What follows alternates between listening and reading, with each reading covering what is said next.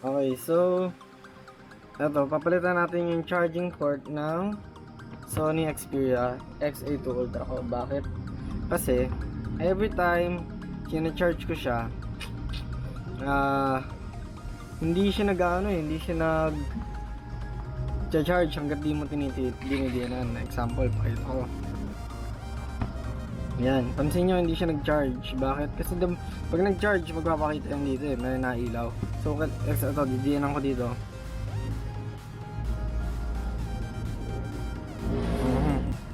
See? Kahit diinan nyo, ayaw gumana. Ngayon, diba? Kailangan diinan. So, yun ang problema niya. Kailangan diinan lagi. Medyo gusto ko maayos. So, bumili ako ng ganito. Nasa 300 plus lang to sa Lazada. Charging port ng Sony Xperia XA2 Ultra. So, ito yung papalit natin na pyesa. So, okay. Sasabihin ko lang sa description yung gagamitin nating tools. Pero una, bumili rin ako ng ganito. Ng hot air gun. Hot air gun yan. Mura lang din to. Nasa bandang 300 may good lang to. So, ayun. Tapos bumili na rin ako ng tool set ng screwdriver. Kasi ito yung gagamitin natin. Tapos bumili na rin ako ng back cover ng Xperia. Though ang nabili ko is silver pero black yung cellphone ko. Pwede na rin. Basta may back cover para sa akin. Though hindi akma. Pero pwede na. So, first step. First time ko rin itong gagawin. So, nakakita na ako ng tutorial sa YouTube. Tinry ko lang. So, first step. Patayin natin yung cellphone. Patayin natin yung shutting down.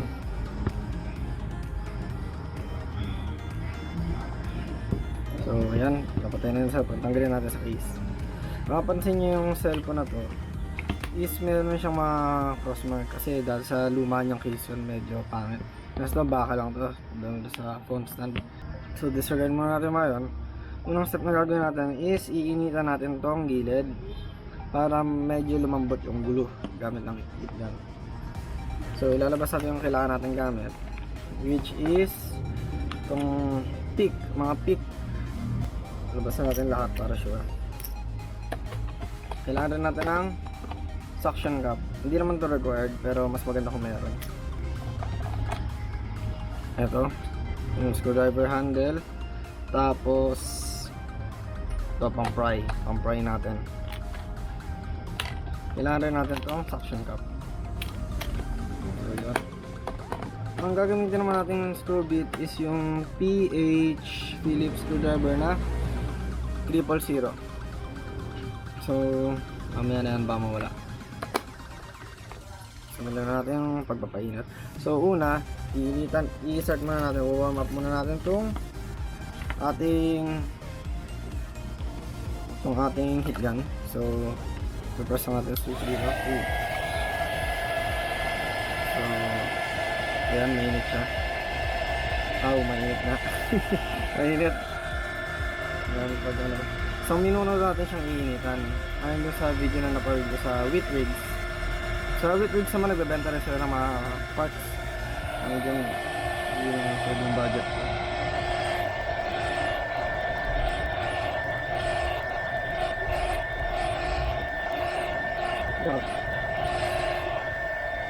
Okay, ayan natin. Hindi ko rin lang, first time ko lang itong ginagawa eh. Medyo lumambot na nga yung glue.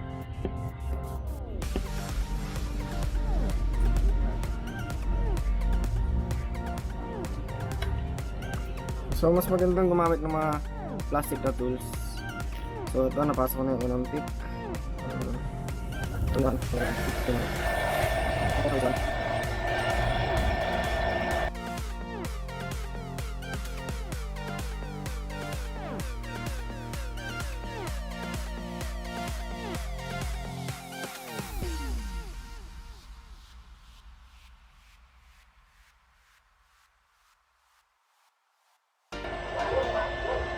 So, this is experience ko lang to. First time ko talaga ma-experience magbukas ng cellphone. Okay, alam nyo na. Kung in case na hindi na gumana sa cellphone, sabihin lang nun. Hindi ako magaling at Masyado kong inisip na madali lang ang video sa YouTube na nakita ko.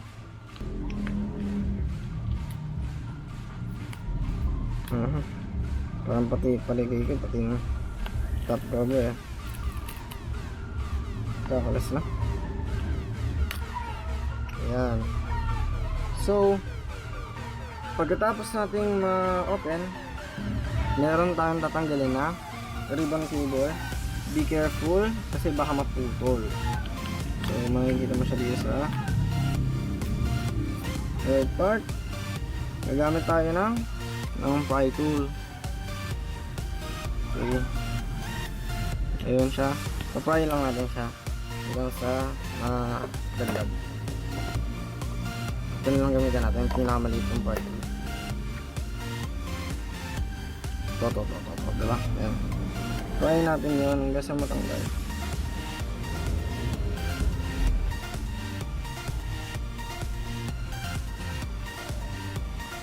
Okay, so na-try open na natin siya. Ayan, wait lang. Ngayon ko lang naisip, kung papalitan ko siya ng saan yun? Back cover, ililipat ko pa tong parang ano na to. Kaso hindi ko siya malilipat basta-basta kasi hindi siya madali, wala akong adhesive. Or may adhesive na to. Pero sa nararamdaman ko, wala talaga siyang adhesive. So yung fingerprint sensor niya nandito. Ayun.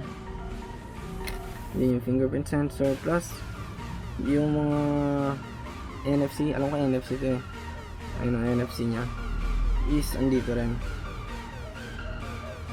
It is nakadikit ng double adhesive siya, sobrang nipis ito. Kaya hindi ko kayang gamitin itong silver na cover natin. Sad to say. Pero yun lang tayo main focus sa kailangan ko talagang gawin, which is ito. Tatanggalin natin itong bottom part cover para marami natin ang video. So kailangan natin ulit ng 4 na screw. So gagamit tayo ng Phillips screwdriver which has a code of 3.0. Yun. Sige, pasok natin. Pasok. Yan.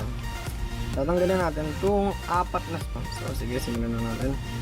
Yun yung magiging purpose nitong memory mat para matanda natin. So yan, sige, tanggalin natin. Next, gagamit tayo ng tweezers. Tanggalin natin siya. What the heck, microphone to? So ito yung nasirang part sa akin. Ito. Isa to, tatanggalin to.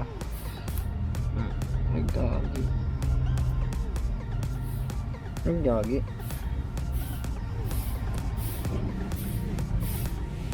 So, ang nangyari sa ano ko is nasira.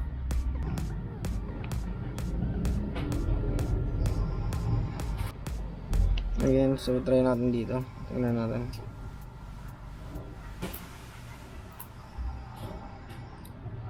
Same din eh.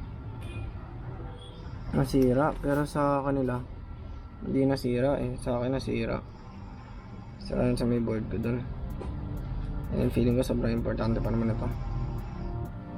So pag-iisip ako paano ko siya dapat tatanggalin, which is sobrang hirap. So yun, so tuloy natin. Akala ko mawalan na ako ng set mo kasi may bumara doon. Nasira dito sa board na to. May bumara, nasa na ba yun? Wala na, hindi ko na makita. Pero grabe, bumara yun kung alam nyo lang. Try open natin. Ayan. Ito, yan. Okay, so tanggalin natin yung 4 na connector pins, which is yung white, yung black, ito, tapos yung ribbon cable. Tatanggalin na natin to, ang mismong board. Yan, tanggalin natin yung pinaka board. Yung pinaka board, hindi ko lang pa, pero sobrang dumi guys, sobrang dumi talaga. Compare natin.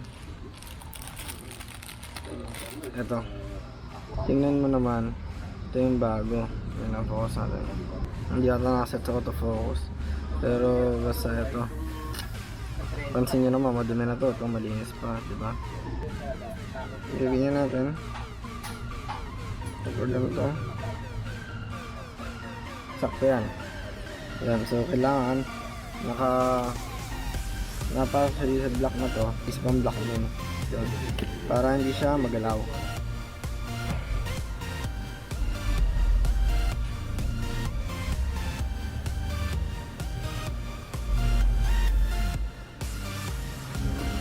Yun.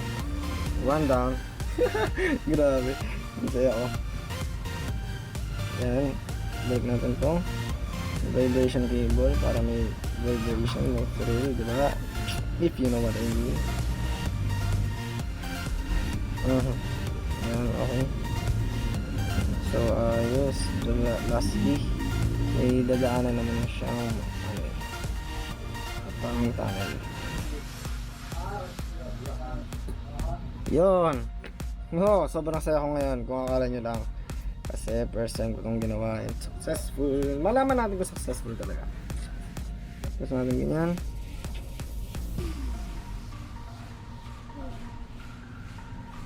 So gagamit na natin yung bit na PH000, which is ito.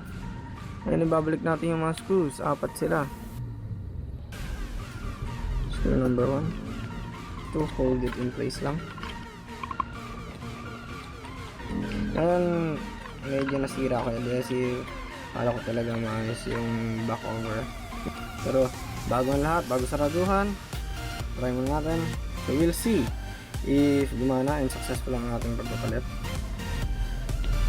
Kaya kung mawala ng cellphone, ito yung pinalaga natin part.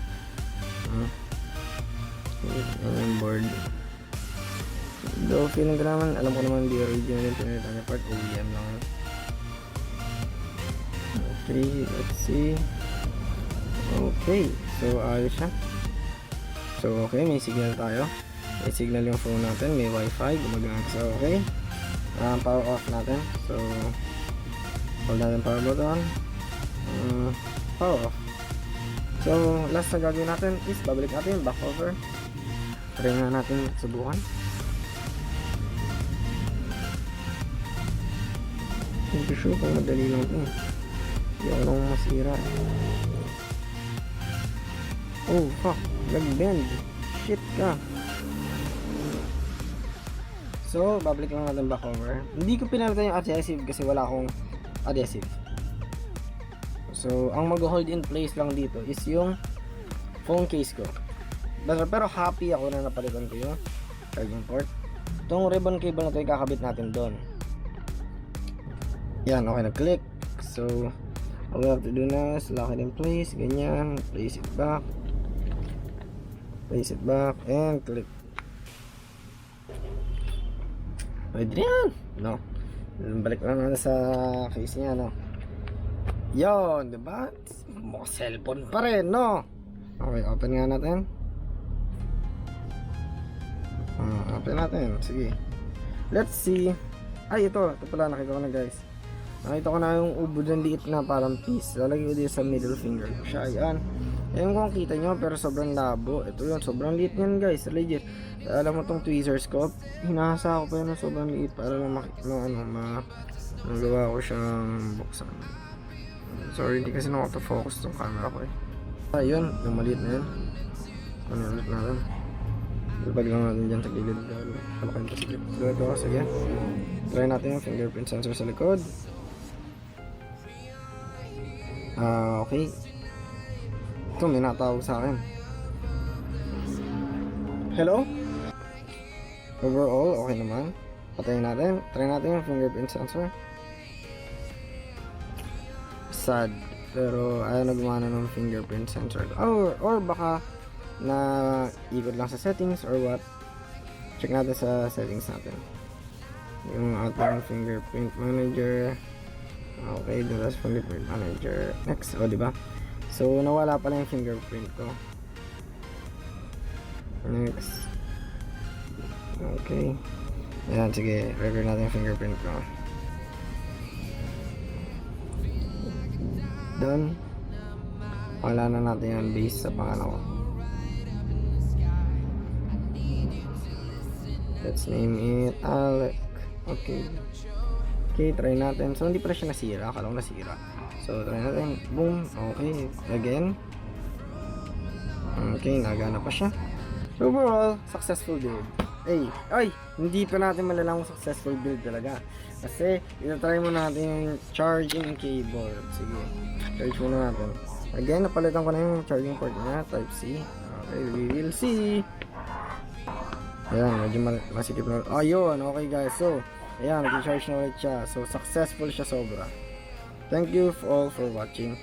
First time kong ginawa ito sa buong buhay ko. Sobrang satisfied ako. Though, yung case nagdala kung bakit maayos pa rin tingnan yung likod. And sad ako dahil hindi ko nagamit yung silver na back cover. Yun lang. Thank you.